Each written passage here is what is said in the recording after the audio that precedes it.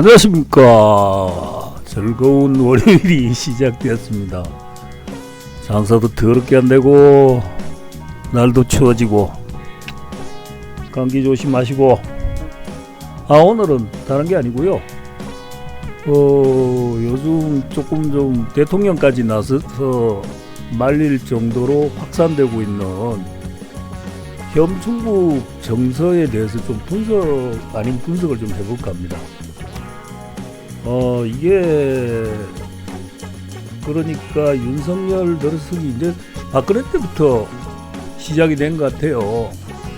중국에 대해서 이제 적대적인 감정을 드러내고 그렇게 한 게, 사실 중국인들이 전 세계적으로 민폐를 끼치는 거는 사실이지만, 그거는 개발도상에 있는 국가들이 이제 막 벗어나기 시작하는 시점에서는 어느 국가든 보여줬던 민폐였습니다. 일본도 그랬었고 우리나라들도 어글리 코리안이라고 지탄받던 때가 뭐 한 10년 15년 전쯤이었을걸요.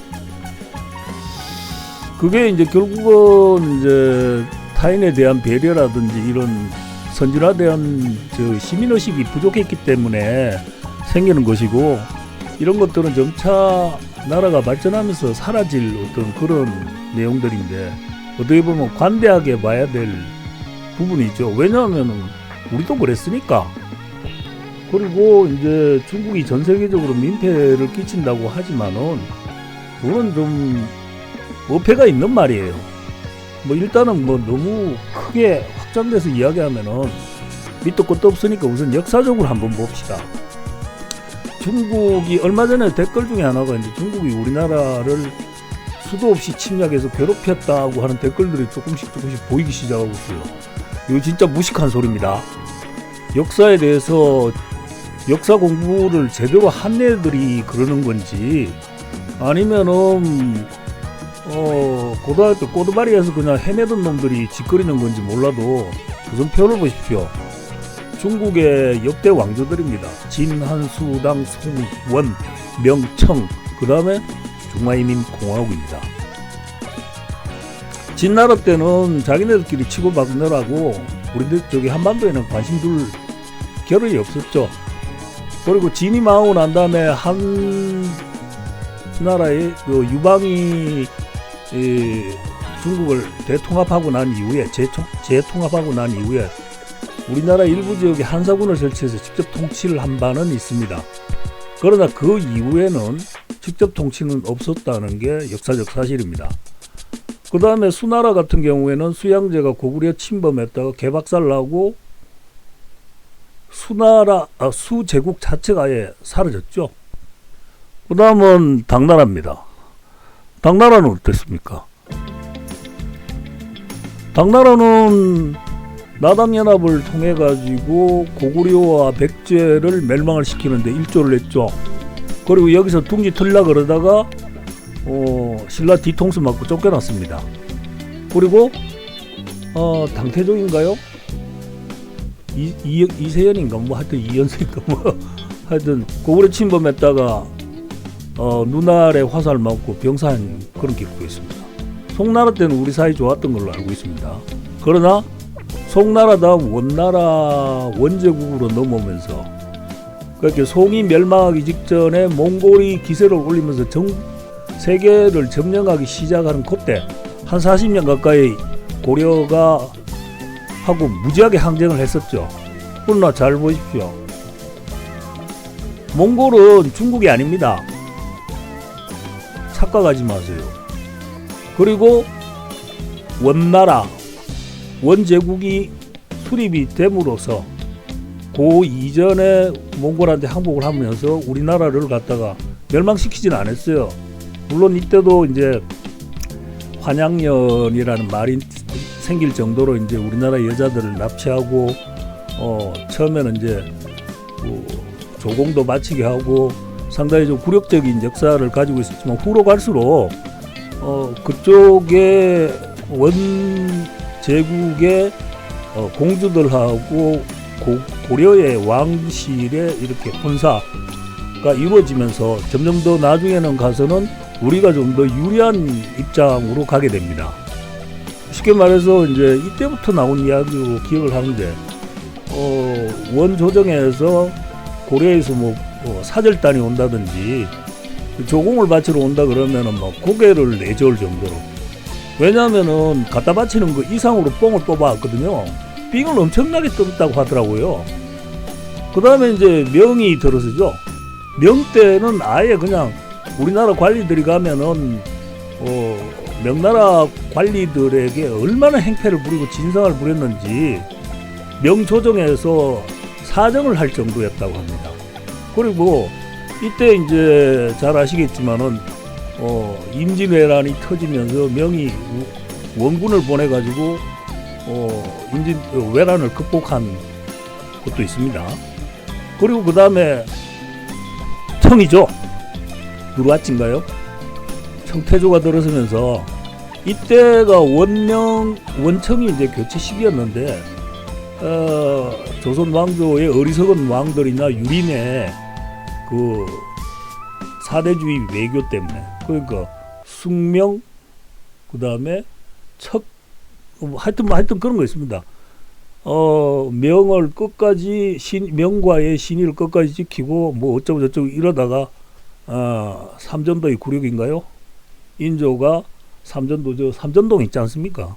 거기서 대가리 피날 때까지 절하면서 사죄했던 그런 기록이 있습니다. 그리고 난 이후에 청나라에도 좋은 관계를 이어가면서 계속해서 우리가 삥을 뜯었던 걸로 기억을 합니다. 그리고 난 다음에 청이 망하면서 이제 중화인민공화국 중공이죠. 중공이 들어서서 6.25 때 중공이 참전을 하면서 우리의 통일 염원이 꺾였다고 하는데 사실은 이거 아니에요. 원래 미국과 소련의 작당으로 한반도가 둘로 나눠진 상태에서 소련의 사주를 받고 미국의 에치선 선언으로 김일성이 오판을 하면서 발생한 6.25 동란이 전세가 역전되면서 압록강까지 밀고 들어오자 중국의 입장에서 봤을 때는 해양 세력이 자기 코 밑에까지 오는 것을 좌시할 수가 없었다는 그런 면도 있습니다. 그리고 소련이 계속적으로 뒤에서 이제 압박을 했던 거. 그때는 중국이 그렇게 강하지는 못했으니까. 그렇게 해서 어쨌든 간에 반동가리가 났지만은 이 반동가리가 된 저 한반도가 반토막이 난 근본적인 원인은 아니라는 거죠. 이런 걸 보면은 한족이 다스리는 진또배기 중국은 우리나라를 침범한 거는 한나라와 수나라 때 들어온 게 다예요. 없어요. 나머지는 전부 다 만주족, 몽골, 여기서 우리가 크게 된 거지. 이거를 오해하시면 안 된다고. 그 다음에 한번 봅시다.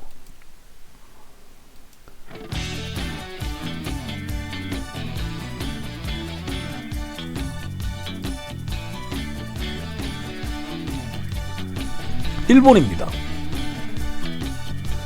우리 역사 이래로 일본한테 외국들한테 당한 게 수도 없어요.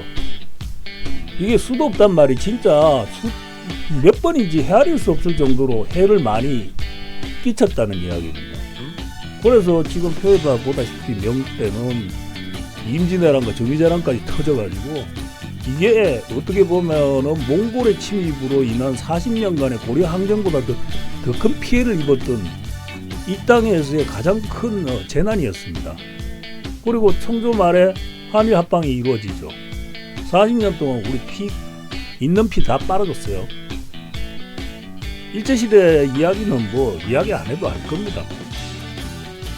일본이 이렇게 우리한테 해를 많이 끼친 건데고, 이들은 언제든지 제국주의로 돌아서기만 하게 되면은 대륙 진출의 야욕을 감추지 않습니다. 일본의 그 구부단체들 강의하고 활동하는 거 보면요, 상상을 초월합니다.